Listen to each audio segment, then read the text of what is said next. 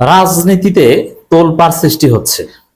এই তোলপাড় এটা বাংলাদেশের জন্য, তরুণ প্রজন্মের জন্য, নতুন বাংলাদেশ প্রত্যাশীদের জন্য বিরাট সুখবর।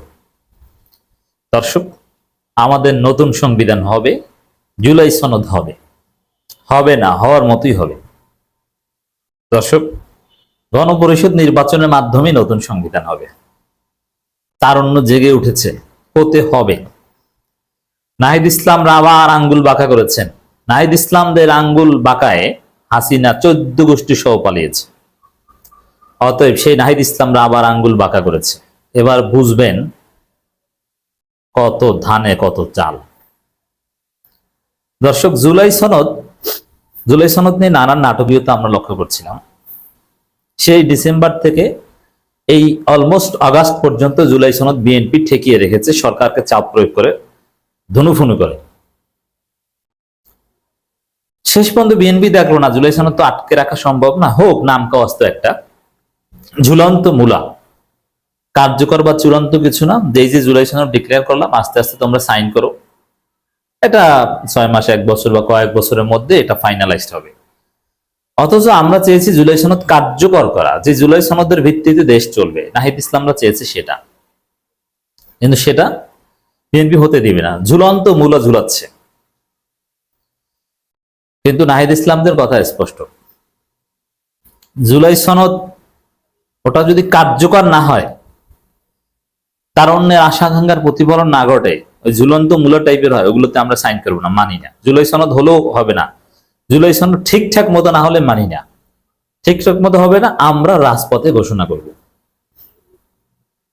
তা নাহিদরা যেভাবে বিষয়টা ডিল করছে, যেভাবে আঙ্গুল বাঁকা করছে, জুলাই সনদে আমরা সিগনেচার করবো না, নাহিদরা বলছে এই শর্ত না মিললে। এর অর্থ দাঁড়ায় বাংলাদেশে এটা নিয়ে উত্তেজনা তৈরি হবে, এটা রাজপথে করাবে, এবং নতুন সংবিধান হবে, গণপরিষদ নির্বাচন হবে, নির্বাচনের মাধ্যমে সংবিধান করতে। আচ্ছা, নির্বাচনে বিএনপির ভয় কি? তাদের নাকি এত ভোট, তারাই নাকি জিতবে। ঠিক আছে, তাহলে গণপরিষদ নির্বাচনে জিতে আপনারা আপনাদের মন মতো সংবিধান করেন, সমস্যাটা কোথায়? গণপরিষদ নির্বাচন তো আর এনসিপি করবে না, এই সরকার আপনাদের প্রস্তাবনা অনুযায়ী আপনাদের সিস্টেমে করবে। আপনারা রাজি হয়ে আসুন গণপরিষদ করতে, কেন করবেন না? গণপরিষদ নির্বাচন জাতীয় নির্বাচন তো একসাথেও হতে পারে। তাহলে আপনার জাতীয় নির্বাচনে জিতলে এখানে কেন জিততে পারবেন না? এই ভয়টা কেন আপনাদের?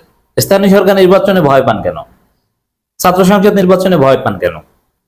এর অর্থ হচ্ছে বিএনপি কোনো নির্বাচনে জিতবে না। যারা জাতীয় নির্বাচনে কারচুপি করার কিছু বন্দোবস্ত করেছে এবং প্রস্তুতি নিয়েছে, তারা ভেবেছে জাতীয় নির্বাচনে আমরা ভোট চুরি করে জিততে পারবো। এই বিএনপির উপর ন্যূনতম আস্থা বা বিশ্বাস রাখার সুযোগ নেই।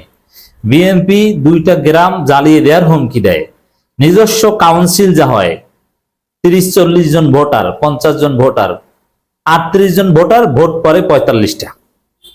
একটা ইউনিয়ন থেকে শুরু করে উপজেলা, কোথাও 100 জন কাউন্সিলরের ভোট সুষ্ঠু করতে পারে না, ডেলিগেটদের ভোট সুষ্ঠু করতে পারে না, চুরি করে। এই হচ্ছে অবস্থা। দর্শক, নতুন সংবিধানের জন্য গণপরিষদ নির্বাচন লাগবে। নাহিদ ইসলাম, জুলাই সনদ হতে হবে, গণপরিষদ নির্বাচন হতে হবে, সব হতে হবে। হবে নাহিদ ইসলামদেরকে অবজ্ঞা করে আপনি কি বিএনপি কে নিয়ে নির্বাচন করবেন? এই গণঅভ্যুত্থান পরবর্তী নতুন বাংলাদেশে কি এটা চলে? এবার জাতীয় নাগরিক পার্টির আহ্বায়ক নাহিদ ইসলাম বলেছেন, আমরা দেশব্যাপী সংস্কারের দাবিতে নেমেছি, নতুন সংবিধানের দাবিতে নেমেছি।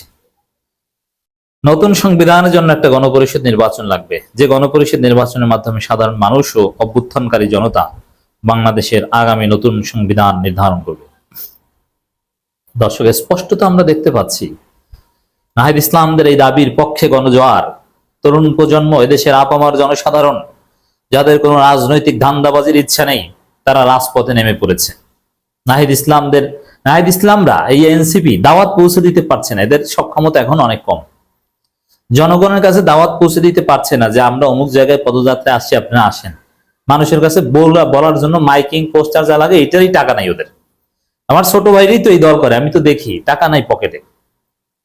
কোন রকম কিছু টাকা পকেটে খরচ করে 2-1 জনের কাছ থেকে ধারটা নিয়ে, বা কেউ একটু দেয় কিছু, এই সামান্য কিছু প্রচারণা চালায়, পোস্টারিং করে, মাইকিং করে। কিন্তু মানুষ দূর দূরান্ত থেকে শুনে চলে আসে। কিন্তু এই লোকগুলোকে যদি অনেক টাকা থাকতো এদের, জামাতের মতো, বিএনপির মতো, তাহলে এই পদযাত্রায় যে গণজোয়ারের কি রেকর্ড সুনামি ঘটতো। পদযাত্রায় যা দেখেন এটা সিটে ফোটা, এর চাইতে ওদের জনপ্রিয়তা অনেক অনেক বেশি। এই জনপ্রিয়তা নতুন সংবিধানের পক্ষে, এই জনপ্রিয়তা গণপরিষদ নির্বাচনের দাবিতে, জুলাই সনদের দাবিতে। বাংলাদেশ চলবে জুলাই সনদের ভিত্তিতে, কথা ক্লিয়ার। নাহিদ ইসলাম বলেন, জুলাই আগস্টে আমরা বলেছিলাম এক নতুন বাংলাদেশ নির্মাণে বিনির্মাণ করা হবে, আমাদের এক নতুন বন্দোবস্ত লাগবে। পুরনো সিস্টেমে, পুরনো আইনে আমরা আর এই বাংলাদেশকে পরিচালিত হতে দেব না। আমরা একটা ন্যায় ভিত্তিক ও কল্যাণমুখী রাষ্ট্র তৈরি করতে চাই, সেখানে শিক্ষা, স্বাস্থ্য ব্যবস্থা সব ক্ষেত্রে মানুষ মানবিক মর্যাদা পাবে।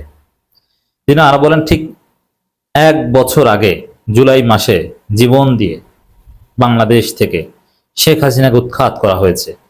শেখ হাসিনা ও আওয়ামী লীগের যেসব নেতারা গণহত্যার সঙ্গে জড়িত, তাদের বিচারের আওতায় আনতে হবে। আরো নানান বিষয়ে কথা বলেছেন। একই সাথে আপনারা দেখেছেন যে নাসিরউদ্দিন পাটোয়ারি, তিনি যা বলেন, বিএনপি শুধু দৌড়ায়। নেত্রকোনায় নাসিরউদ্দিন পাটোয়ারি লুৎফুজ্জামান বাবরকে ইঙ্গিত করে কথা বলেছেন।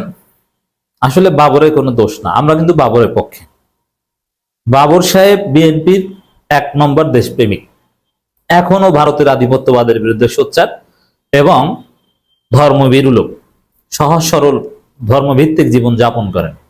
বাবর সাহেবকে হাজারবার সেলুট জানায়। কিন্তু মজার বিষয় হচ্ছে, বাবর সাহেব যে আকামটা করেছিলেন এটা তারেক রহমান বা খালেদা জিয়ার নির্দেশে করেছেন, অতএব তার দোষ না। এক।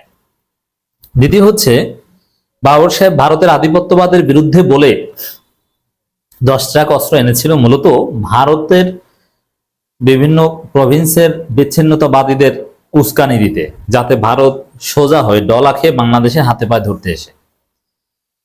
এগুলো খালেদা জিয়া তারেক রহমান নির্দেশে করেছে, অতএব তার আলাদাভাবে দোষ নেই। আমরা লুৎফুজ্জামান বাবরকে রেসপেক্ট করি এবং করব। কিন্তু সমস্যা হচ্ছে যে এই লুৎফুজ্জামান বাবর কিন্তু বিএনপি ধারণ করে না।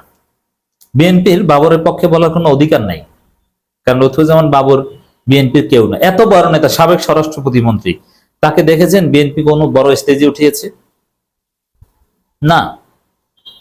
এই লুৎফুজ্জামান বাবরের মতো মজলুম লোক, তাকে এখন কত বড় পোস্ট দেওয়ার কথা, যেমন জামাত ইসলামী এটিএম আজহারুল ইসলামকে দিয়েছে, সাথে সাথে দিয়েছে বিএনপি, বরং এখনো বহিষ্কৃত অবস্থায়। বহিষ্কারাদেশ প্রত্যাহার করেছে বলতে পারবে না? বাবরের আইনজীবী কারা? বাবরকে মুক্ত করেছেন বিএনপির কেউ জড়িত? এই 21 আগস্ট গ্রেনেড হামলা মামলা থেকে শুরু করে 10 টাকা অস্ত্র মামলা সবগুলোর আইনজীবী শিশির মনির। বিএনপি তার পাশে নাই। এই জিনিসটা জনগণকে বোঝাতে হবে যে বাবর বিএনপির কেউ না।